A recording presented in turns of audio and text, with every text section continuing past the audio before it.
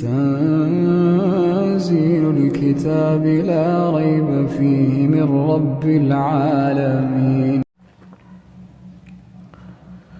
الحمد لله رب العالمين والصلاة والسلام على رسوله الكريم وعلى آله وأصحابه أجمعين، أما بعد. فأعوذ بالله من الشيطان الرجيم. بسم الله الرحمن الرحيم. يريدون ليطفئوا نور الله بأفواههم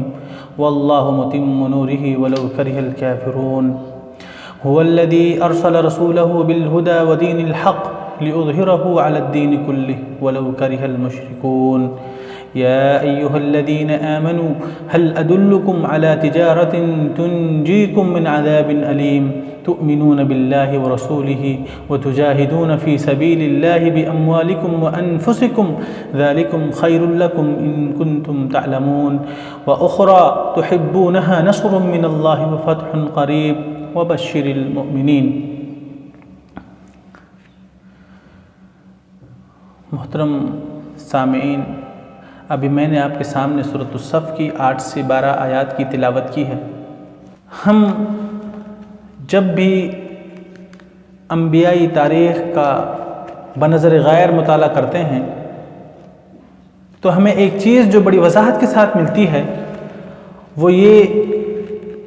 کہ ہر نبی کے دور والوں نے، ہر رسول کے وقت کے لوگوں نے ان رسل اور انبیاء کی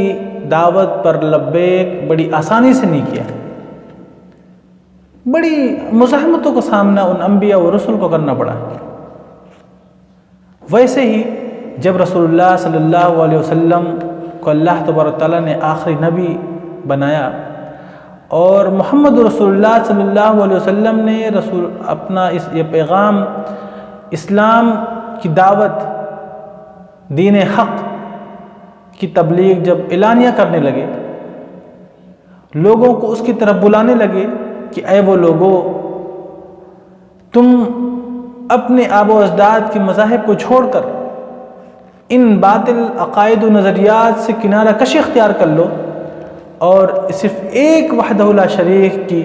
عبادت کرو، اس دین حق کے تلے تم آ جاؤ. تو ان لوگوں کو یہ بات بڑی ناگوار گزری. تو ان لوگوں نے چاہا کہ رسول اللہ کے اس پیغام کو مٹا دیں، کچل دیں، تاکہ پھر دنیا میں کوئی ان کو اپنی مرضی کے مطابق کام کرنے سے کوئی روک نہ سکے. اللہ تعالیٰ فرماتا ہے کہ یہ کفار، یہ مخالفین، یہ مشرکین چاہتے ہیں کہ اللہ کے نور کو اپنی پھونکوں سے بجھا دیں، مگر اللہ تبارک تعالیٰ نے فیصلہ کر لیا ہے کہ وہ اپنے نور کو مکمل کر کے رہے گا، پھیلا کر رہے گا، چاہے مشرکین کو، کافرین کو کتنے ہی ناگوار نہ گزرے. معزز سامعین، ہم اس دنیا میں اور ہم انسانوں کی عقل اگر تصور کرے کہ اس دنیا کی سب سے روشن ترین چیزیں کیا ہیں تو ہماری عقل جا کے سورج اور چاند تک رک جائے گی. ہماری نظر میں، ہم انسانوں کی عقل کی نظر میں اس دنیا کی سب سے روشن ترین چیز، جہاں تک میرا خیال ہے، کہ سورج اور چاند ہی ہے. تو اللہ تبارک تعالیٰ مشرکین کے اس نقص العقل کو توجہ کر کے فرماتا ہے کہ یہ لوگ اگر سوچیں کہ اپنے منہ کے پھونکوں سے اس سورج اور چاند کی روشنی کو مدھم کر دیں گے تو کیا کر سکیں گے؟ یقیناً نہیں کر سکیں گے. تو یہ اسلام، یہ دین حق جو روز روشن کی طرح آیا ہے، جو چاند اور سورج سے زیادہ روشن تر ہے، تو بھلا یہ اپنی چالوں سے، اپنی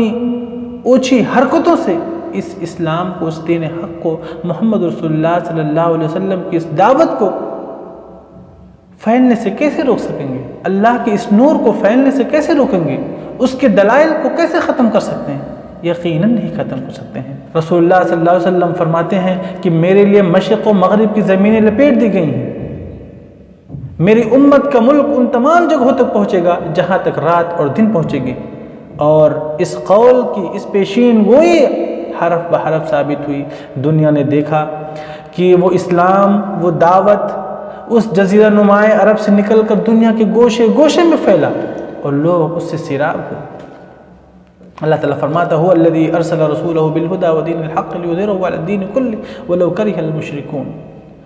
کہ وہی ہے جس نے اپنے رسول کو ہدایت اور سچے دین کے ساتھ بھیجا تاکہ وہ بقیہ تمام ادیان پر اس کا غلبہ کر دے،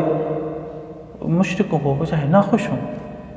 غلبہ کرنے کا مطلب یہ ہے کہ اگر اس دنیا میں ادیان باطلہ موجود بھی رہے تب بھی سکہ صرف اسلام اور دین حق چلے گا، اسی کا غلبہ ہوگا۔ کچھ مفسرین نے اس کا دوسرا مطلب یہ لیا ہے کہ قیامت کے نزول سے پہلے، قیامت کے وقوع سے پہلے ایک ایسا وقت آئے گا جب اس دنیا میں اسلام کے سوا اور کوئی شخص ماننے والا نہیں ہوگا، یعنی ہر طرف اسلام کے شیدائی اور مسلمین ہی اس دنیا میں ہوں گے۔ بہرحال اللہ تبارک تعالیٰ ان آیات کے ذریعے سے بتانا چاہ رہا ہے کہ جو کچھ لوگ اپنے باطل نظریات اور عقائد پر جمے ہوئے ہیں اور ان کو یہ گمان ہے کہ میں دین کا، دین حق کا، اسلام کا کچھ حصہ تو مانوں مگر کچھ حصہ میرے لیے نہیں ہے بلکہ کسی قوم اور کسی اور خطے کے لیے ہے، تو وہ لوگ وہم میں مبتلا ہیں۔ یہ اسلام، یہ دین، یہ حق زندگی کے ہر شعبے کے لیے ہے، چاہے وہ شعبہ تجارت ہو، چاہے وہ معاشیات کے طریقے ہوں، چاہے وہ بازاریں ہوں، چاہے وہ محلات ہوں، یا انسان کی اپنے خود کی زندگی ہو، ہر زندگی کے ہر شعبے میں اسلام کی اور اس کے بتائے ہوئے اصولوں کی پاسداری ضروری ہے، اس کے بغیر انسان کامیاب نہیں ہو سکتا۔ اللہ تبارک تعالیٰ اس صراحت کے بعد کہتا ہے کہ اے ایمان والو، یعنی اے وہ لوگوں جو ایمان لائے ہو، تم اپنے ایمان میں خلوص پیدا کرو، اور میں تمہیں ایک کسی تجارت نہ بتا دوں، تم کیوں نہ مجھ سے ایک سودا کر لو کہ جس تجارت کے بدلے میں، جس سودے کے بدلے میں تم کو اس دنیا میں بھی کامرانی عطا ہو اور اس اخروی زندگی میں بھی تم کو جانے کا ایک سرٹیفکیٹ مل جائے۔ وہ تجارت کیا ہے؟ اللہ تعالیٰ ارشاد فرماتا ہے وہ تجارت یہ ہے کہ تم اللہ پر ایمان لے آؤ، اپنے مالوں کو، اپنی جانوں کو اللہ کی راہ میں خرچ کرو۔ محترم حضرات، یہاں سب سے پہلے ایک چیز اور ایک باریک سا نقطہ ہے جو غور و فکر کی جہاں پر ضرورت ہے، وہ یہ کہ ایمان باللہ کا ذکر کیا گیا۔ سب سے پہلے ایمان باللہ ایک ایسی چیز ہے کہ ہم آج کی اس زندگی میں ہم تمام لوگ ایمان باللہ کا دعویٰ کرتے ہیں۔ خدا کی وحدانیت اور بندگی کے ساتھ ساتھ خواہشات نفس کی بندگی بھی ایک سائڈ سے ہماری چلتی رہتی ہے۔ تو خدا را یہ ایمان باللہ کیسا ایمان باللہ ہے کہ ایک طرف تو ہم ایمان باللہ کا دعویٰ کریں، اللہ پر ایمان کا دعویٰ کریں، اس کی وحدانیت کا دعویٰ کریں، اور دوسری طرف ہم اپنے خواہشات نفس کی پوجا کریں۔ یہ دو پوجائیں ایک ساتھ نہیں رہ سکتی۔ تو خدا را اس خود فریبی سے نکلیں، اپنے ایمان باللہ کا جائزہ کریں، اگر اس میں کوئی کجی یا کمی نظر آتی ہے تو اس کی اصلاح کریں، تاکہ اس کے آگے کی جو سیڑھیاں ہیں، جو راستے ہیں، وہ ہمارے لیے مشعل راہ بنے۔ کیونکہ اگر ہم ایمان باللہ کے ٹیسٹ میں فیل ہو گئے تو آگے کی آنے والی سیڑھیاں اور وہ راستے ہمارے لیے بڑے دشوار گزار ہو جائیں، اور بالکل قوی امکان ہے کہ ہم آگے کے راستوں کو پار نہ کر سکیں گے۔ تو ایمان باللہ کے بعد اللہ تعالیٰ کہتا ہے کہ تم اپنے جانوں اور مالوں کو ہمارے ساتھ ایک سودا کر لو، اور یہ ہے کہ تم ہمارے راہ میں خرچ کر کے اس کو تم اخروی نجات کا باعث بنا لو، اور یقیناً یہ بہت بڑی کامیابی ہے،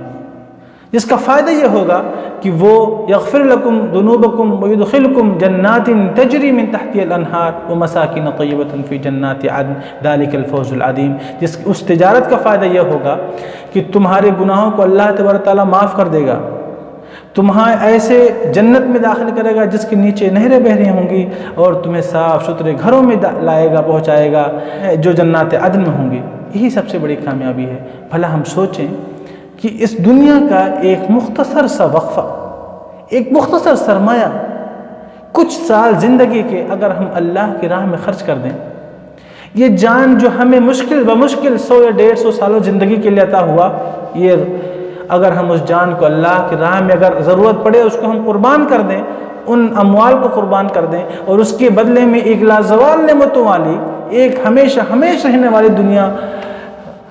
کے حصول کا سرٹیفکیٹ اگر ہم کو مل جائے، تو اس سے بڑا فائدہ، اس سے بڑا نفع ہمیں کیا ہو سکتا ہے؟ ایک انسان اس دنیا میں تجارت کرتا ہے، اپنا مال، اپنا سرمایہ، اپنی محنت، اپنی قابلیت، اپنی ذہانت، اپنا وقت، اپنا سب کچھ تن من دھن صرف کرنے کی کوشش کرتا ہے، اور صرف بھی کرتا ہے صرف اس خاطر کہ اس کو بہتر سے بہتر نفع اس تجارت سے حاصل ہو۔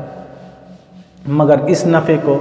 جب ہم خدائے وحدہ لا شریک کے اس لازوال نفع سے جب ہم موازنہ کرتے ہیں تو یہ سارے دنیاوی نفع یہ ہیچ نظر آتے ہیں۔